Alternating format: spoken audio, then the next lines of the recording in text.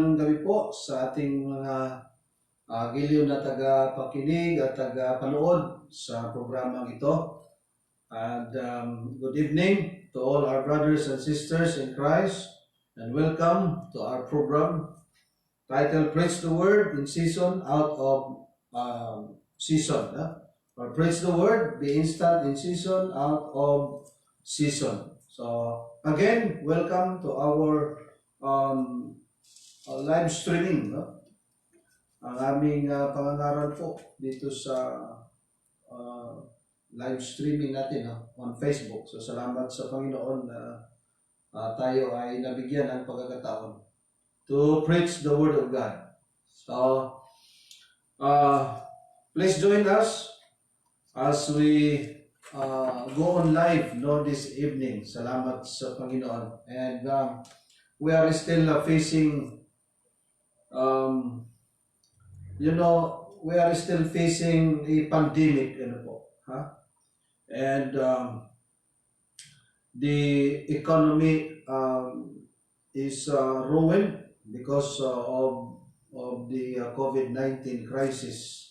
Pero sabi nga ng Bible, don't worry, Sabi ng Bible, don't worry, because God will provide. Ang Diyos na po ang bahala. So again, magandang gabi po sa lahat ng ating mga taga-subaybay. Sa gabi ito ay ibabahagi namin yung mensahe na sinasabi ng banal na kasulatan. At ito ay sa sulat po ni Job, no? And we know that Job is a servant of God, siya lingkod ng Panginoon. Opo. At mayroon siyang mga sinasabi, ayon sa kanyang sulat. At sabi nga, I know that my Redeemer lives. No, yan ang kanyang sinasabi. Alam kong buhay ang aking manunubos. No? So yan po ang sabi ni Job sa kanyang sulat. Alam ko na alam kong buhay ang aking manunubos. Napakagandang salita, na I know that my Redeemer lives. Yun ang sabi ni Job sa kanyang sulat.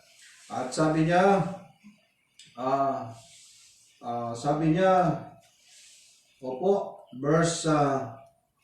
simulan natin sa verse 23. Okay? My words were not written, my words were not written, that they were printed in a book. Okay, kasi sumulat ito siya, sumulat to si Job, that they were graven with an iron pin and laid in the rock for a bird. For I know that my Redeemer liveth, and that he shall stand at the later day upon the earth. And though after my skin worms destroy this body, yet in my flesh shall I see God, whom I shall see for myself, and mine eyes shall behold, and not another, though my reins be consumed within me. Opo. Yun ang kanyang sinasabi ng banal na kasulatan. No? Sinasabi niya at nakasulat dito sa banal na kasulatan. So, purihin po ang Panginoon sa gabi ito at kami po ay patuloy na nagdarasal na nawa ay tulungan tayo ng Panginoon sa panahon ito. Ano po? So, pinagdasal na namin na kami ay paunahan sa gabi ito at tulungan ng Diyos sa pamamagitan ng pagbabahagi ng kanyang mga salita sa gabi ito.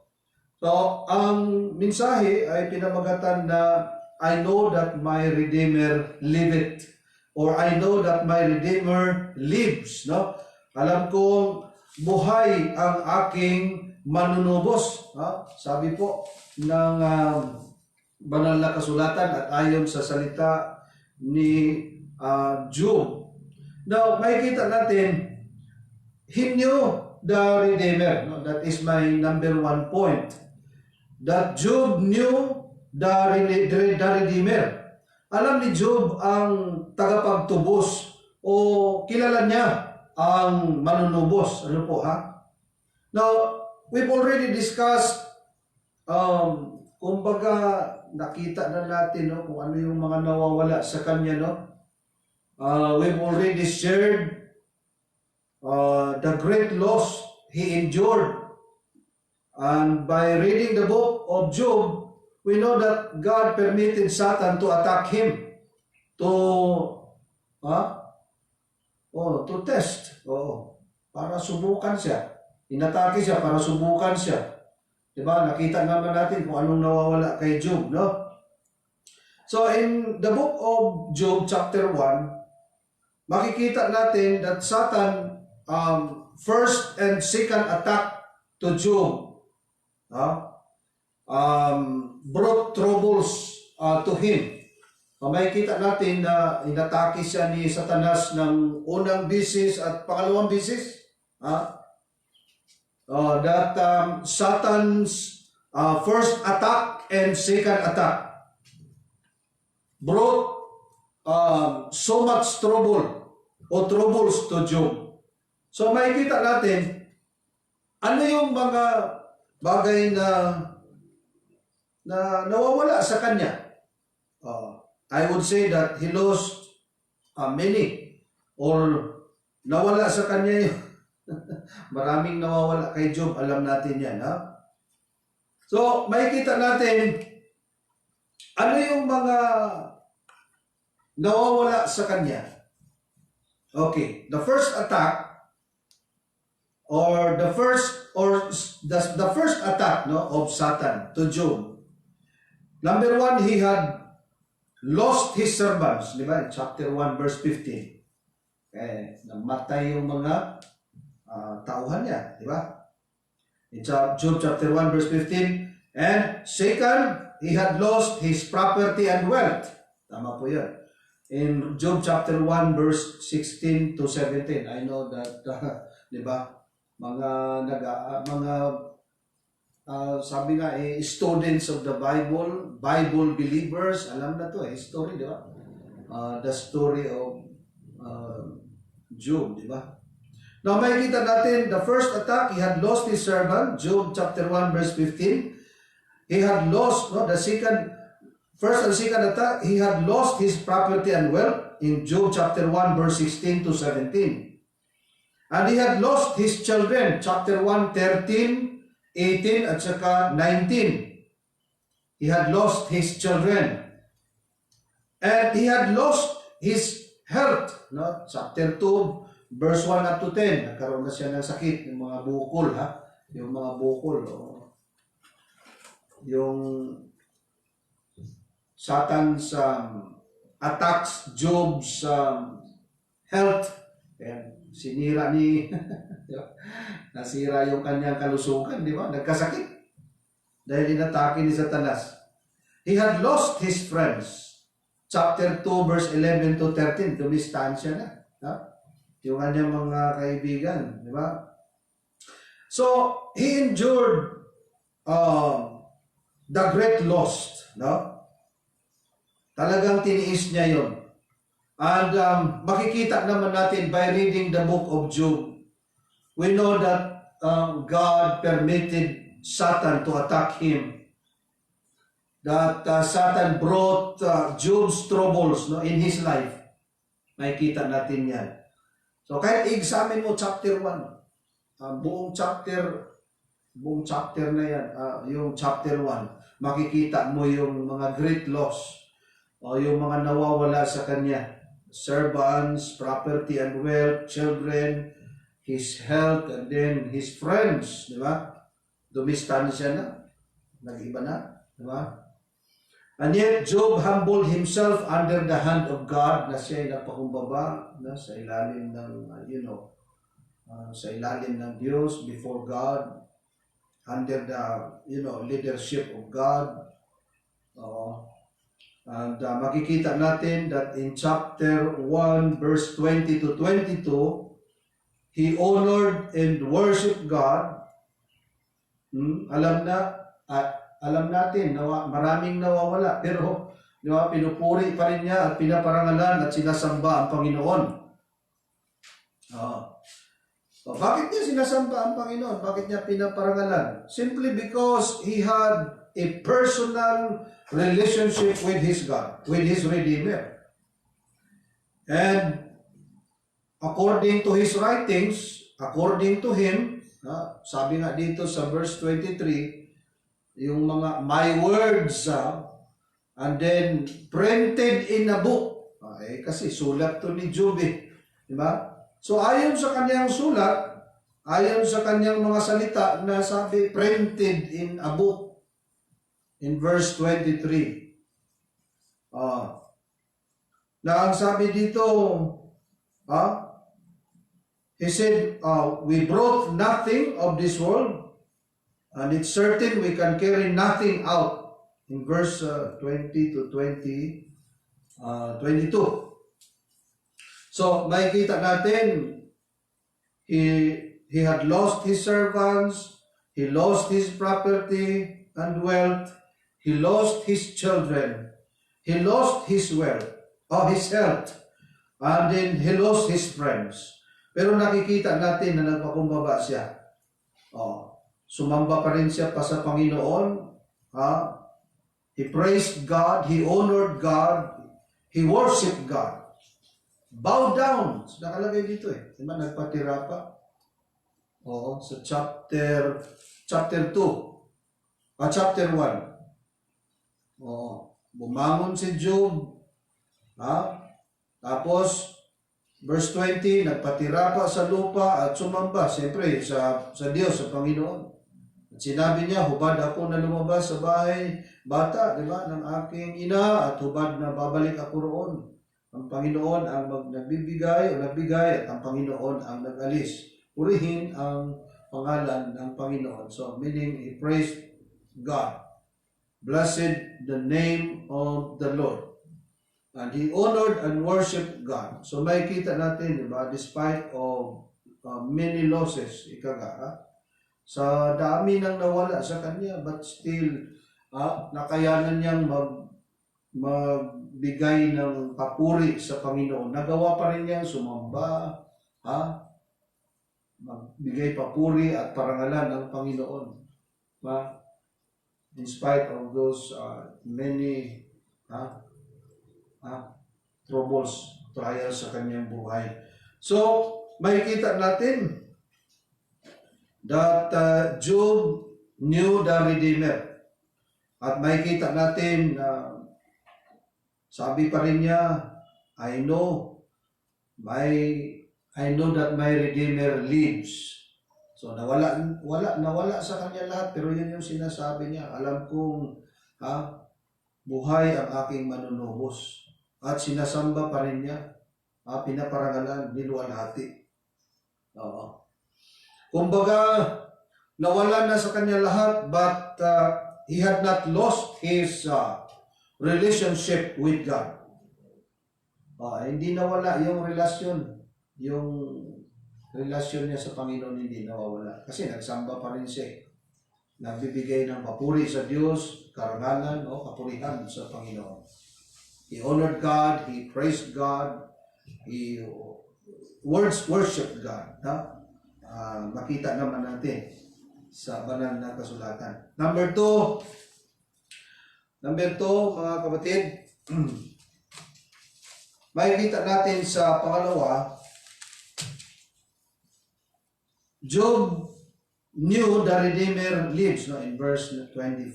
So, kaya na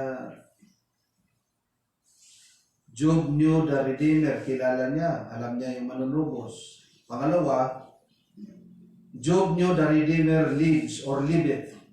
Kumbaga, alam ni Job na nabubuhay ang manunubos.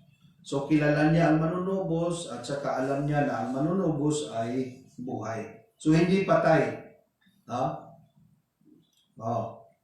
The Redeemer is not dead. The Savior is not dead.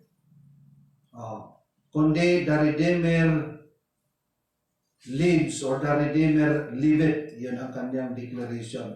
So alam niya na nabubuhay ang manunubos.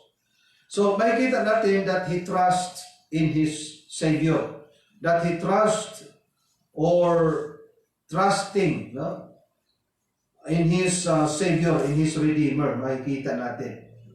So, makikita natin, Job was questioned and troubled by his three unmerciful or pitiless and cruel friends.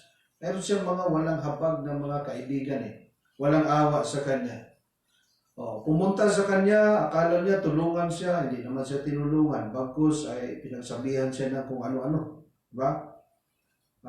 By the way, ang kanyang mga kaibigan ay may pangalan na Bildad, Jupar, at saka Elipas. So sabi nitong Bildad, dumating sa kanya, no? Sabi ni Bildad, sabi niya, you should repent. Job, you should repent. Sabi niya ganyan, sabi ng Bildad. Ano-ano mga paratang kay Job. Then Zophar urged Job also to repent. Pinipilit din ni Zophar si Job na magsisi.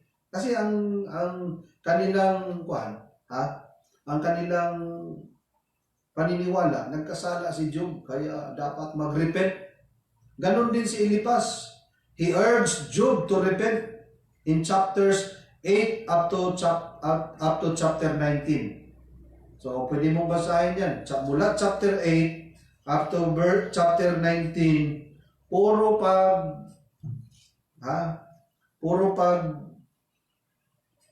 audio kay Job na mag-repent yung tatlo niyang kaibigan. Sapagkat ang alam nila o ang akala nila ay si Job talaga ay nagkasala against God. Pero makikita natin kung ano ba ang characteristics ni Job? Ano ba ang qualities na qualities o characteristics na meron si Job? Di ba sabi ng Panginoon? And the Lord said unto Satan, chapter 1 verse 8, ito yung masasabi ng Panginoon o nasasabi. And the Lord said unto Satan, hast thou considered my servant Job, that there is none like him in the earth, a perfect and upright man, one that feareth God, and escheweth evil. So, who is Job? Sino si Job? Ayon sa Panginoon there is none like him in the earth, a perfect man, an upright man, one that feareth God, and escheweth or shuns evil. So, makikita natin, anong klaseng tao si Job? Matindi. Ang Panginoon mismo ang nagbigay ng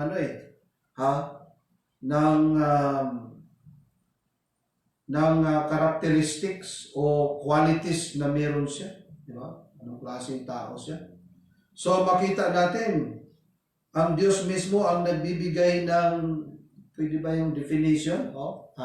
Hindi. Yung ugali, yung lifestyle, di ba? Yung attitude o manner, di ba? O characteristics, di ba? Na meron siya. So the Lord said, there is none like him in the earth, a perfect man, an upright man, one that feareth God, and escheweth evil. So apat yung binitawan ng Panginoon. Diba? No? Walang katulad sa kanya sa lupa. Perfect man, feareth God, escheweth evil. Diba? Kita natin, yun yung declaration ng Panginoon about the characteristic o yung lifestyle o yung the qualities, na meron si Job.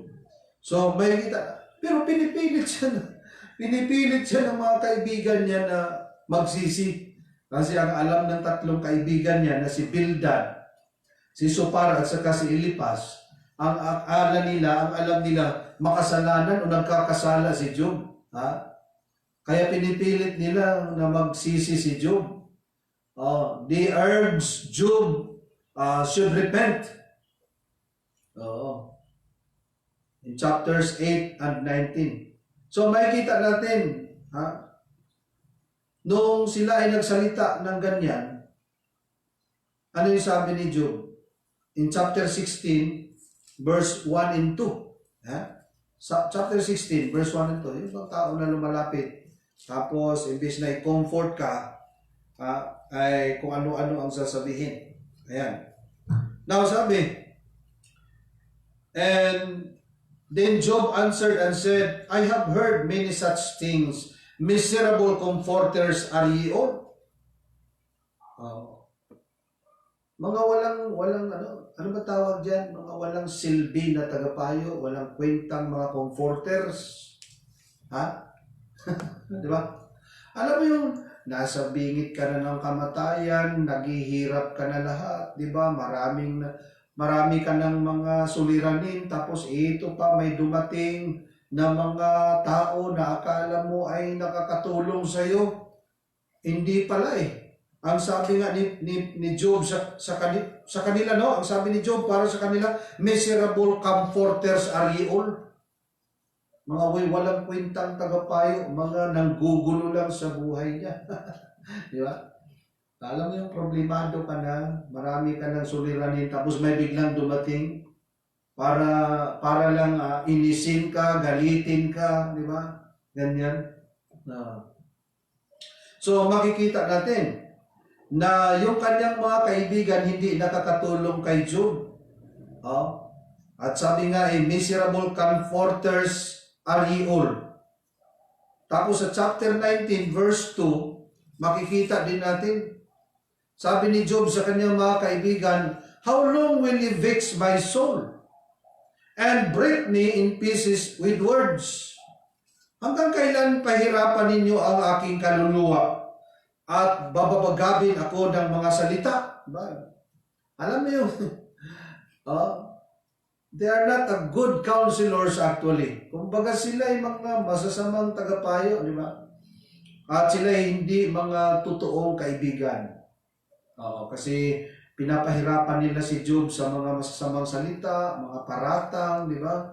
At pinipilit si Job na magsisi. Pero ang ating nakita, ano ang sinasabi ng Panginoon tungkol kay Job? There is none like him in the earth. And then sabi nga he is a perfect man. Upright man. The one who fears God. May takot sa Panginoon. Ganon si Job. So wala siyang kasalanan. Di ba? Pero kanilang inudyukan na magsisi kasi may kasalanan. Pero nakita naman natin, no? Na nanggugulo lang yung kanyang tatlong kaibigan. At sabi nga ni Job, dumating yung kanyang mga kaibigan, kung ano-ano sinasabi, kaya sabi ni Job, miserable comforters are ye all. And how long will ye vex my soul and break me into pieces with words? Hanggang kailan niyo pahirapan ang aking kaluluwa? Hanggang kailan, babagabin ako ng inyong mga salita? So, makikita natin na maraming problema siya. Pero, yung mga tatlo niyang kaibigan na akala mo ay nakakatulong, wala rin palang magagawa. Walang tulong na maasahan sa kanila, di ba? So, their counsel had turned into more torment to Job. But Job, sabi nga, trust that he too will be redeemed by his living Father, by his living God or living Redeemer. Kilala niya ang manunubos eh. Diba? Ayaw niyong tumulong sa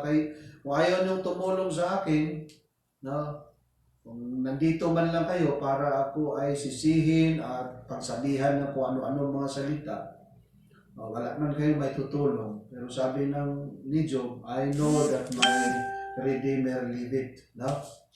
Then number 3, makikita din natin sa pangatlo that he knew that the Redeemer would come. Alam nyo, wala pa si Kristo dumating. Naniwala na si Job na darating ang Panginoon. Job said, for I know that my Redeemer liveth, and that he shall stand at the latter day upon the earth. That he shall stand at the latter day upon the earth. So, Ibig sabihin na siya ay tatayo sa lupa sa kahuli-hulihan. Diba? So makikita natin that he lived many years before the first coming of Jesus, di ba? Nabubuhay siya ng maraming taon bago ang Panginoong Hesus dumating dito sa lupa. At makikita natin that he lived with certainty. No? Nakakatiyak siya that the Lord would come and stand upon the earth. Siya'y tatayo dito sa lupa sa, sabi niya, sa kahuli-hulihan. Opo. And he has confidence in the Lord's appearing. Kasi sinabi niya, siya'y makikita, verse 27, siya'y makikita ko ng sarili, di ba? Whom I shall see for myself, and mine eyes shall behold, and not another. Di ba? Makikita na, siya'y makikita ko ng aking sarili at mamasdan ng aking mga mata. You see? So, ibig sabihin, he has confidence in the Lord's appearing na talagang darating at makikita. Makikita. Mga kapatid. Makikita niya. So, the Lord Jesus came the first time as the sacrifice for our sins. Di ba? Mababasa naman yan. Hebrews chapter 4, verse 4 to 8. Diba? 1 Peter chapter 2, verse 24. Diba? 1 Corinthians 5, 7. He redeemed us. Then the Lord Jesus was taken up in the clouds as He returned to the Father. Diba? Kumbaga, siya bumalik doon sa kalangitan, sa Ama. And He left the promise to come again for His church. Alam na natin yan. Diba? John 14, verse 1 to 3. And 1 Thessalonians chapter 4, verse 16 to 17. Babalik ang Panginoon, no? At maging sa Hebrews 9:28. Now, makikita natin na siya po ay dumating at the first time, dumating ang Panginoon as the sacrifice for our sins. And then, makikita din natin that the Lord Jesus Christ was taken up in the clouds doon sa Acts chapter 1, di ba? Verse 8 to 11, di ba? Nakikita natin. And then, nangako siya, nababalik siya. Kumbaga, He left the promise to come again for His church. For His church in John 14, verse 1 to 3. Then the Lord Jesus Christ lives forever. Yan ang paniniwala natin, no? Na siya ay nabubuhay magpakailanman. Hebrews chapter 7 verse 24 to 26. So dito makikita natin, like Job, we can rejoice knowing our Lord Jesus Christ lives forever. Our Redeemer lives, for He lives forever. So nabubuhay magpakailanman ang ating manunubos. Now, makikita natin, pang-apat, Job knew there was life after death. Kumbaga, alam ni Job na mayroong buhay. Alam ni Job na may buhay pagkatapos ng kamatayan. Ano sabi niya sa 27?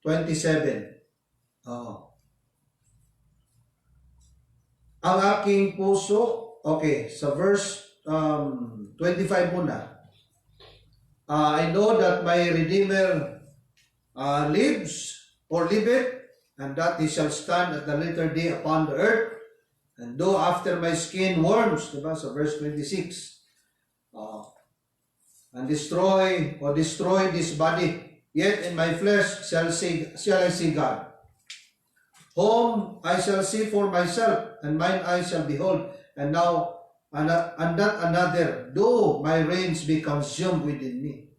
But you should say, okay, I mean, in verse 25, okay. Now, verse 25, makikita natin na bagamat mabubulok, yan, no? Bagamat Okay? Bagamat ang kanyang balat, aking balat ay, sabi magiba. So, mabulok, magiba, masira, di ba? In verse 26, my flesh, mabulok, okay, masira, destroy this body, worms, destroy this body. Sirain ng mga tinatawag na bulati o worms sa tawag dito, Masira ang laman, masira ang balat. Pero sabi niya, gayon may makikita ko ang Diyos sa aking laman. Diba? So, he knew that there was life after death. Mayroong buhay pagkatapos nito. So, kahit mamatay na, masira ang bulok, mamatay, di ba? Pero alam niya na mayroong buhay pagkatapos nito. Diba? Alam na natin yan. John chapter 11, di ba? 25 to 26, di ba? Na sabi ng Panginoong Hesus, mamamatay kayo, bagamat mamamatay kayo, pero mabubuhay kayo. Yan sabi ng Panginoon, di ba? So, he knew this life was brief, was short, and death was certain. Talagang tiyak na mayroong kamatayan at ang buhay na ito ay maiksi lang, di ba? Maikli lang. Meron siyang pag-asa, meron siyang assurance of life beyond the grave. Na meron siyang pag-asa, meron siyang katiyakan sa buhay pagkatapos ng libingan o ng kamatayan. And he was confident that he would stand in the presence of God. Sabi sa verse 26, no? Or, okay, 25. He shall stand. And he shall stand in the presence of God. Tatayo siya. And makikita natin na he did not fear death, na hindi siya natatakot sa kamatayan. Because he knew na siya ay mapunta doon sa Diyos, sa kaharian ng Diyos. Diba? Na siya tatayo sa harapan ng Panginoon. Tapos, yung kanyang manunubos ay buhay. Yan, no? So, makikita naman natin kahit sa 2 Corinthians 5:8 na sabi ni Pablo, mas gusto pa namin ang mawala sa katawan upang mapasatahanan na kasama ang Panginoon. Diba? So, he believes that he would see the Lord, no? He would see God. Makikita niya, chapter 19, verse 27, makikita, mamamasdan ng aking mga mata ang Diyos, no? Ang Panginoon. Verse 26, makikita ko ang Diyos sa aking laman, ang aking mga mamasdan ng aking mga mata in verse 27. No? So, makikita natin mga kapatid, ano yung mensahe sa gabing ito? I know that my Redeemer lives. So, makikita natin kahit marami pong mga problema sa panahong ito, like Job, no, we can trust God, na patuloy tayong manalig sa Kanya, kahit siya, maraming nawawala sa Kanya, di ba? His servant, his prosperity, his wealth and property, no, his children, di ba? Nawawala sa Kanya. His position, hindi na siya nakabalik sa Sanhedrin, nawala din yun. No, his friends, di ba? Pero sabi nga, I know that my Redeemer liveth. So, he knew the Redeemer lives. And he knew that the Redeemer would come.